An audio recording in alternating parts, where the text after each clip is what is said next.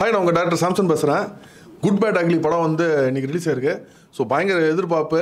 அதுவும் விடாமுயற்சி படம் வந்து நிறைய வந்து மாஸ் ஃபேன்ஸ் வந்து அஜித்தை பார்க்க முடியலன்னு சொல்லிட்டு ரொம்ப வருத்தப்பட்டாங்க. ஸோ இந்த படம் பார்த்தீங்கன்னா ஃபுல் அண்ட் ஃபுல்லு ஒரு ஃபேன்ஸுக்கான ஒரு படம் தான். இந்த ஒரு ஃபேன்ஸுக்கான ஒரு சம்பவம் அப்படி தான் சொல்லணும். எப்படி பேட்டை வந்து ரஜினி ஃபேன்ஸுக்கு, விக்ரம் வந்து கமல் ஃபேன்ஸுக்கோ, இந்த படம் வந்து குட் பேட் அக்லி வந்து ஒரு அஜித் ஃபேன்ஸுக்கான ஒரு படம் தான் இது.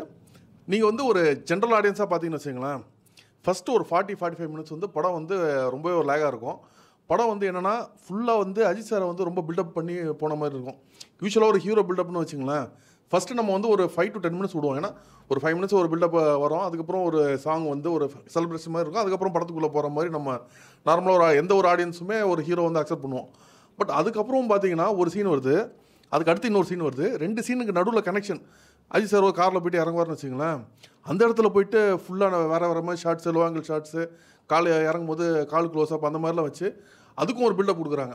இது வரும்போது நம்ம ஜென்ரல் ஆடியன்ஸுக்கு வந்து இந்த இடத்துல பயங்கர லேகாக வருது.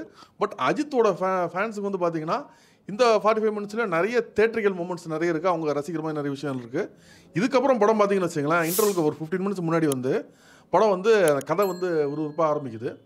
செகண்ட் ஹாஃப் பார்த்தீங்கன்னா ஒரு யூடியூப்பில் வந்து நீங்கள் மீம்ஸ் பார்ப்பீங்களா, தள்ளி விட்டு ஒரு மீம்ஸோ பார்த்த மாதிரி படம் ஃபுல்லாக மீமாக போயிட்டே இருக்குது. ஒரு மீம் அதுக்கு அடுத்து இன்னொரு மீம் அப்படின்னு சொல்லிட்டு ஃபுல் படமும் வந்து போகுது.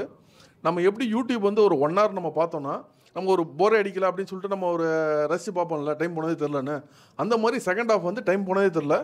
அதே டைமில் வந்து என்ன பார்த்தோம், என்ன கண்டென்ட் பார்த்தோம்னா நம்மளுக்கு பெருசாக மனசில் நிற்காத அளவுக்கு ஒரு ப்ராப்பரான ஒரு ஸ்டோரி கிடையாது. ஆனால் நம்மளுக்கு போர் அடிக்கல.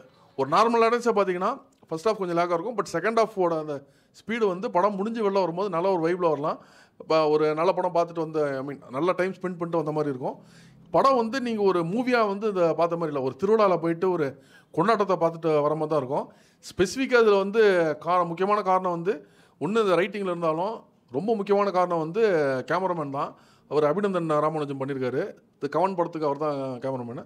அவர் வந்து பார்த்திங்கன்னா அந்த லைட்ஸ் வந்து ரொம்ப வித்தியாசமாக யூஸ் பண்ணியிருக்காரு. யூஸ்வலாக வந்து எல்லோ டோன் தான் மேக்ஸிமம் யூஸ் பண்ணுவாங்க. அஜித் சாருக்கு வந்து ரெட் ட்ராகன் சொல்லிட்டு ஒரு பேர் இருக்குது, அதுக்காக வச்சாரா என்னன்னு தெரியல. ரெட் லைட் வந்து படம் ஃபுல்லாக நிறைய இடத்துல வந்து யூஸ் பண்ணியிருந்தார். இன்னொன்று பார்த்தீங்கன்னா அந்த க்ளோ வந்து பார்த்திங்கன்னா ஒரு செலிப்ரேஷன் மோட்லேயே ஃபுல்லாக ஒரு க்ளோலேயே படம் வந்து போயிட்டுருக்கோம். ஒரு நார்மலான டோன் இல்லாமல் பயங்கர ஒரு க்ளோ டோன்லேயே வந்து டோட்டல் ஃபிலிம் போயிட்டுருக்கோம். ஸோ அது வந்து பார்த்திங்கன்னா ஒரு படத்துக்கு கூட கனெக்ட் ஆகாமல் நம்ம ஒரு செலிப்ரேட் பண்ணிவிட்டு ஒரு திருவிழாவில் போயிட்டு வர மாதிரி அந்த ஒரு ஃபீல் வந்து கொடுக்குது. இன்னொன்று அஜித் சாருக்கு கொடுத்த பில்டப்பில் வந்து இது பாசிட்டிவாக சொல்கிறதா நெகட்டிவாக சொல்கிறதான்னு தெரில. ஏன்னா நீங்கள் ஒரு நார்மலாக சினிமா ஆடியன்ஸ் என்ன பண்ணுவீங்கன்னா ஹீரோ கூட கனெக்ட் ஆகி படம் பார்க்கணும்னு சொல்லிட்டு தான் எல்லாருமே ஃபீல் பண்ணுவாங்க. இங்கே வில்லன் ஒரு டயலாக் வந்து பயங்கரமாக அஜித்தை பார்த்து பேசுவோம், டேய் உன்னால் என்ன கிழிக்க முடியும், முடிஞ்ச ஏதாவது கிழிச்சிக்கடா அப்படின்னு சொல்லும் போது, டேய் யாரை பார்த்துடா வந்து இந்த டைலாக்லாம் பேசுகிறேன், தலைடா அடுத்த சீனில் ஒன்று தூசி பண்ணிடுவார் அப்படிங்கிற மாதிரி நம்மளுக்கு மைண்டு தோணுது. ஹீரோ ஐயோ தலை என்னடா பண்ண போகிறா அப்படின்லாம் தோணவே இல்லை. அதே மாதிரி அடுத்த சீனில் வந்து தூசி அடித்து கிழிச்சிடறாருன்னு வச்சுங்களேன். ஸோ நம்மளுக்கு வந்து என்னென்னா அந்த ஆடியன்ஸாக வந்து கனெக்ட் ஆக முடியல ஸ்டோரிக்குள்ளே. பட் ஒரு என்ஜாய்மெண்ட்டு, டைம் பாஸ், அந்த மாதிரி ஒரு விஷயம், தேட்ரிக்கல் மூமெண்ட்ஸ் வந்து சூப்பராக இருக்குது. படம் வந்து ஏகப்பட்ட ரெஃபரன்ஸுங்க. தமிழ் சினிமாவில் என்னென்ன ஃபேமஸ் டைலாக்ஸ் வருது அதில் வந்து ஒரு 100 டைலாக் இருக்குன்னா 75 டைலாக் வந்து அஜித்தோட டைலாக்ஸ் வருது, 25 வந்து மற்ற டைலாக்ஸ் வருது. அந்த மாதிரி ஏகப்பட்ட ரெஃபரன்ஸு, ஏகப்பட்ட சாங்ஸு. கேமியோ வந்து சிம்ரன் பண்ணியிருக்காங்க. அதெல்லாம் வந்து நம்ம எதிர்பாராத ஒரு இடத்துல வந்து சிம்ரன் கேமியோ பண்ணியிருக்காங்க, அது ரொம்ப சூப்பராக இருந்துச்சு. அதே மாதிரி அவங்க வந்து அஜித் கூட வந்து அந்த வாலி படத்தில் உள்ள டைலாக்லாம் அப்படி தொடர்ந்து பேசுகிற மாதிரி எல்லாம் வரும், அது ரொம்ப நல்லா ரசிகரமாக இருந்துச்சு. ஒய்ஃப் கேரக்டரை த்ரிஷா பண்ணியிருக்காங்க, அவங்க கூடயே வந்து பேசும்போது அது நம்மளுக்கு வந்து அந்த சீன்லாம் ரொம்பவே ரசிகரமாக இருந்துச்சு. அதுக்கப்புறம் நம்ம பிரியா வாரியர் வந்து வச்சு ஒரு சாங் வரும், அந்த தொட்டு தொட்டு பேசும் சுல்தானா சாங்கை வந்து பிரியா வாரியர் வச்சு ஆட வச்சுருப்பாங்க. ஸோ அது அந்த மாதிரி ஏகப்பட்ட விஷயம். அப்புறம் வில்லன் பார்த்தீங்கன்னா அர்ஜுன் தாஸ் இருக்கார். அவர் வந்து இந்த ஒத்த ரூபாய் தரேன் அந்த பாட்டுக்கு வந்து டான்ஸ் ஆடி வைப் பண்ணிட்டு வருவார். ஸோ இந்த மாதிரி நிறைய விஷயங்கள் வந்து இந்த படத்தில் வந்து நம்ம அந்த பழைய விஷயங்களெல்லாம் ரிப்பீட் பண்ணி காமிச்சிருந்தாங்க. ஒரு அந்த சாங்ஸில் என்ன ஒரு இஷ்யூனா, நம்ம இந்த ஒரு ரீமிக்ஸ் பார்க்கும்போது நம்ம ஒரு 2 லைன் இல்லை 4 லைன் வரைக்கும் வந்து ஆடியன்ஸ் வந்து நல்லா அதை என்ஜாய் பண்ணுவோம். ஒரு இது ஆல்மோஸ்ட் ஒரு ஃபுல் சாங் மாதிரி மினிமம் ஒரு 2.5 மினிட்ஸ் 3 மினிட்ஸ் மாதிரி ஒவ்வொரு சாங்கும் வச்சுருக்காங்க. அது லென்த்து கொஞ்சம் குறைச்சிருக்கலாங்க மாதிரி தோணுச்சு. மியூசிக் சைடு வந்து ஜிவி பிரகாஷ் நல்லாவே பண்ணியிருக்காரு. அவருக்கு இந்த நிறைய இடத்துல பார்த்தீங்கன்னா ரீமிக்ஸ் பண்ணுறதுனால அவருக்கு கொஞ்சம் வேலை கம்மியாக இருக்கிற மாதிரி தான் இருக்குது. பட் இந்த படத்துக்கு அந்த கொஞ்சம் பில்டப் மியூசிக் எல்லாமே நல்லா தான் பண்ணியிருக்காரு. டெக்னிக்கல் சைடு எல்லாமே நல்லாயிருக்கு.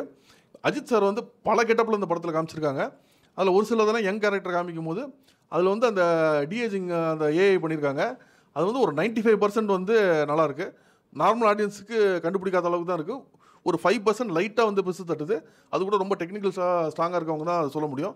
ஜென்ரல் ஆடியன்ஸுக்கு அவரோட லுக் வந்து ரொம்ப சூப்பர்னு தான் சொல்லலாம்.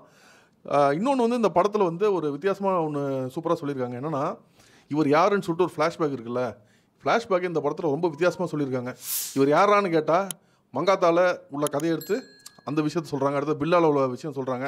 என்னென்ன படம் வந்து டானா சொல்லியிருக்காங்களோ அந்தந்த கதையை வந்து ஒரு டைலாக சொல்லும் போது நம்ம வந்து அஜித் சாரோட படங்களை நம்ம ரெகுலராக பார்த்துட்டு வந்திருக்கோம். ஸோ இவங்க வந்து திரும்ப ஒரு சீனா வைக்காமல் அந்த ரெஃபரன்ஸாக அந்த மாதிரி வச்சுட்டு போயிடுறாங்க. அதே மாதிரி த்ரிஷா வந்து அஜித் சார் மேலே ஒரு கோவத்தில் ஒன்று சொல்லுவாங்க. இந்த ஆள் வந்து என் அப்பாவை வந்து கார்லேருந்து தள்ளி விட்டான் அப்படிங்கிற மாதிரி ஒரு கோவத்தில் ஒரு சொல்லுவாங்க. இது மங்காத்தாவோட ரெஃபரன்ஸ். அந்த மாதிரி படம் ஃபுல்லாகவே நிறைய ரெஃபரன்சஸ். இவங்க அந்த பின் கதையை சொல்லாமல் அதை வேறு படங்கள்லேருந்தே எடுத்து வச்சுருக்காங்க. அது ஒரு வித்தியாசமான ஒரு விஷயம். ஆதிக் ரவிச்சந்திரன் வந்து தலையை பார்த்தோன்னா அவர் வந்து திடீர்னு ஒரு நார்மல் ஹீரோஸ் வச்சு படம் பண்ணிட்டு இருந்தார். திடீர்னு அஜித் மாதிரி ஒரு பெரிய ஹீரோ வச்சு டேட்டு கிடச்ச உடனே அவர் என்ன கொஞ்சம் சொதப்பிட்டாருன்னு தான் எனக்கு தோணுது. திடீர்னு அஜித் இப்படி அண்ணாந்து பார்த்துட்டாரு. ஸோ அதனால் பயங்கரமான ஒரு டைலாக்ஸ்லாம் வைக்கணும்னு சொல்லிட்டு நிறைய வச்சு அஜித் ஃபேன்ஸ் எல்லாம் ரசிகரமாக தான் இருக்குது. பட் மற்ற ஃபேன்ஸ் வந்து கொஞ்சம் இடத்துலலாம் கொஞ்சம் கனெக்ட் பண்ணுறது கொஞ்சம் மிஸ் ஆச்சு. பட் நீங்கள் ஒரு நார்மல் ஃபேனாக இருந்தீங்கன்னா தேட்டரில் போய் கண்டிப்பாக பார்த்து ரசிக்கக்கூடிய ஒரு படம் தான். ஃபஸ்ட்டு ஒரு 45 மினிட்ஸ் உங்களுக்கு லேக் தெரிஞ்சாலும் படம் முடிஞ்சு வெளில வரும்போது உங்களுக்கு எந்த ஒரு பிரச்சனையும் இருக்காது. அஜித் சார் இப்போ போன படம் விடாமுயற்சி, அது ஃபுல் அண்ட் ஃபுல் வந்து ஒரு கதை ஓரியன்டாக ஒரு ரியலிசம் பேஸ்டாக அந்த படம் எடுத்திருந்தாங்க. இந்த படம் வந்து ஃபுல் அண்ட் ஃபுல் ஒரு கமர்ஷியல் பேஸ்டாக எடுத்திருந்தாங்க. இந்த 2 படத்தையும் நீங்கள் சேர்ந்து கொஞ்சம் மிக்ஸ் பண்ணிங்கன்னு வச்சுங்களேன், இந்த படத்தில் குட் பேட் இல்லை, கதை இல்லை, கமர்ஷியல் இருக்குது. அந்த படத்தில் கமர்ஷியல் இல்லை, கதை இருக்குது. ஸோ கொஞ்சம் கதை கொஞ்சம் கமர்ஷியல் ரெண்டும் மிக்ஸ் பண்ணியிருந்தீங்கன்னா அது அஜித் சார் ஃபேன்ஸும் ரசிப்பாங்க, ஜென்ரல் ஆடியன்ஸும் ரசிப்பாங்க, எல்லாருமே ரசிக்கிற மாதிரி ஒரு படம் வந்திருக்கும். இந்த படத்தில் கதை இல்லாதது ஒரு பெரிய ஒரு மைனஸ். எனக்கு ரொம்ப பிடிச்ச சீன் வந்து சிம்ரனோட சீக்வன்ஸ் எனக்கு ரொம்ப பிடிச்சிருந்து. முக்கியமான காரணம் என்னென்னா, அந்த வாலி படம் வந்து அத்தனை தூரம் நம்ம ரிப்பீட் மோடில் வந்து நான் அந்த படம்லாம் பார்த்துருக்கேன்.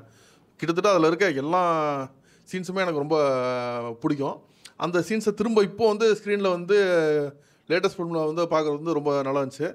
அதுவும் கிட்டத்தட்ட கடைசியாக வந்து ஒரு டைலாக் ஒரு அஜித் சொல்லுவார், சிம்ரன் இடுப்பை பார்த்துக்கோ அப்படிங்கிற மாதிரி. அப்புறம் என்னதுன்னு அப்படின்னு கேட்டோன்னா இல்லை உடம்பு பார்த்துக்கோ அப்படின்னு. ஸோ அது எல்லாமே வந்து அந்த வாலி கனெக்ட் அதெல்லாம் வந்து ரொம்ப ஒரு ரசிகரமாக இருந்துச்சு. இப்போ நம்ம ஒரு ஹார்ட் கோர் அஜித் ஃபேன் கிடையாது, நார்மல் சினிமா ஃபேன் தான். அஜித் சாரோட நல்ல படங்கள் எல்லாமே நம்ம ரசிச்சிருக்கோம். ஸோ நம்மளுக்கே அந்தளவுக்கு வைப் ஆகுதுன்னா அஜித் ஃபேன்ஸுக்கு அது இன்னும் டபுள் மடங்கு வைப் ஆகும். ஸோ அந்த மாதிரி இந்த படம் வந்து இதாக இருக்குது. இன்னொன்று என்ன கேட்டிங்க?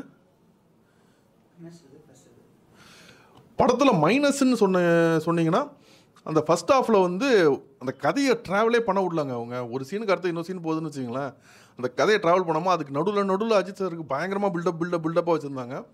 அந்த பில்டப் சீன்ஸ் வந்து அவரோட ரசிகர்கள் வந்து ரசித்தாங்க. பட் ஒரு ஃப்ளோ வந்து அதை வந்து பார்க்குறது கொஞ்சம் கஷ்டமாக இருந்தது. அதுதான் அந்த படத்தோட மெயின் மைனஸ். படத்துக்கு ப்ளஸ் வந்து ஒரு ஃபேன் பாய் கொண்டாட்டம் தான்.